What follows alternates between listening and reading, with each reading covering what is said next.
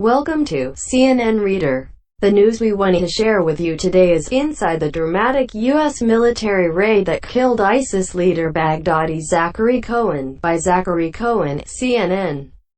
Washington, CNN. President Donald Trump announced Sunday morning in a televised address at the White House that the world's #1 terrorist leader is dead.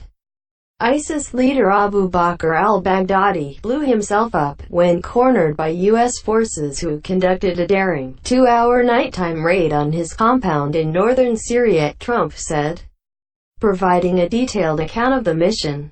"Last night was a great night for the United States and for the world. A brutal killer, one who has caused so much hardship and death, has violently been eliminated," he added. Baghdadi's death marks the end of a years-long hunt to find one of the most wanted terrorists in the world, and the man who declared a so-called Islamic Caliphate in Iraq and Syria in 2014. It was the most significant announcement of the death of a terror leader since President Barack Obama revealed al-Qaeda leader Osama bin Laden had been killed by U.S. Navy SEALs in a dramatic late-night address in May 2011. "This is a devastating blow. This is not just their leader, it's their founder. He was an inspirational leader in many ways. He formed ISIS in 2014. He led to establishing the physical caliphate throughout the region. So this is a major blow to them," Defense Secretary Mark Esper told Jake Tapper Sunday on CNN's State of the Union. How the raid unfolded. The covert operation started around 5 p.m. on Saturday evening as 8 helicopters carrying teams of elite U.S. troops, including Delta Force operators, flew exactly 1 hour and 10 minutes over very dangerous territory towards the compound, according to Trump. Numerous other U.S. aircraft and ships were also involved in the mission. Some of the U.S. forces originated from various locations inside Iraq, according to a U.S. official. "We flew very low and very fast. It was a very dangerous part of the mission. Getting in and getting out too. Equal. We took an identical route," Trump told reporters on Sunday while providing a detailed account of the secret mission. While in transit, the helicopters were met with local gunfire. U.S. aircraft returned fire and eliminated the threat, Trump said.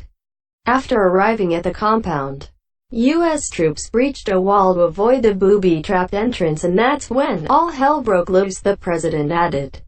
While clearing the compound, U.S. forces killed a large number of ISIS fighters during a gun battle without suffering casualties, according to Trump. At least 2 ISIS fighters were captured and 11 children were taken into custody. 2 of Baghdadi's wives were killed during the operation and their suicide vests remained unexploded.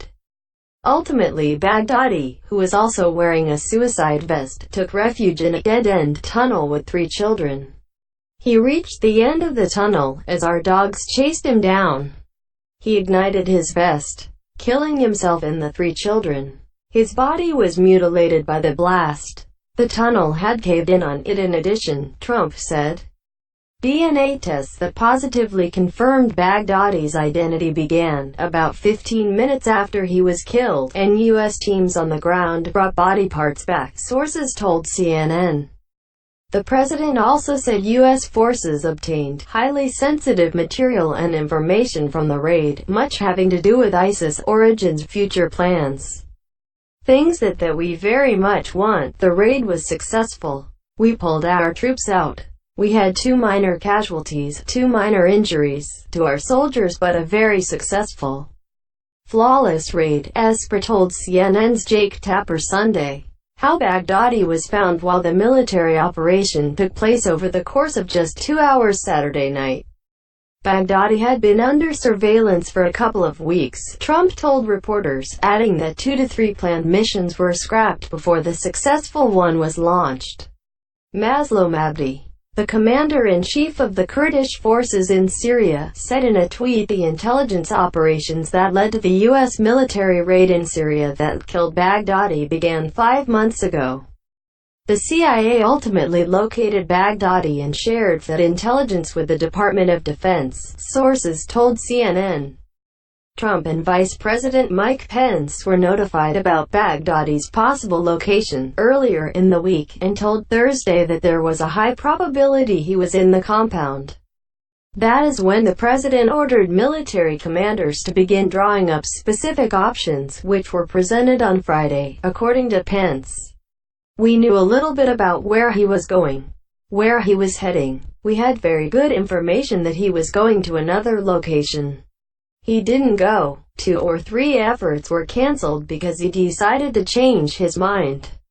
Constantly changing his mind. And finally we saw that he was here, held up here," Trump said.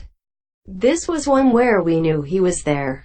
And you can never be 100% sure because you're basing it on technology more than anything else. But we thought he was there and then we got a confirmation," he added. In an interview with ABC on Sunday, Esper also offered additional details related to the decision-making timeline.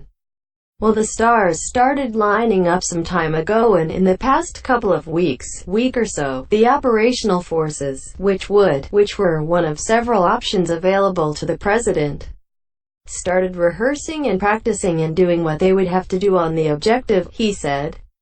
"And it wasn't until Thursday and then Friday the president chose his option and gave us the green light to proceed as we did yesterday," Esper added.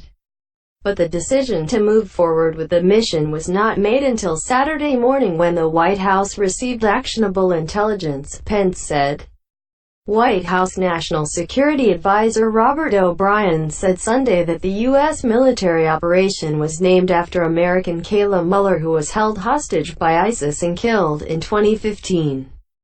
Trump gives the green light. Drama unfolded behind the scenes in the hours leading up to the raid as U.S. military and intelligence officials scrambled to prepare before President Pence, Esper, Chairman of the Joint Chiefs of Staff Mark Milley, and other military officials gathered in the Situation Room around 5 p.m. Saturday, moments before the helicopters lifted off.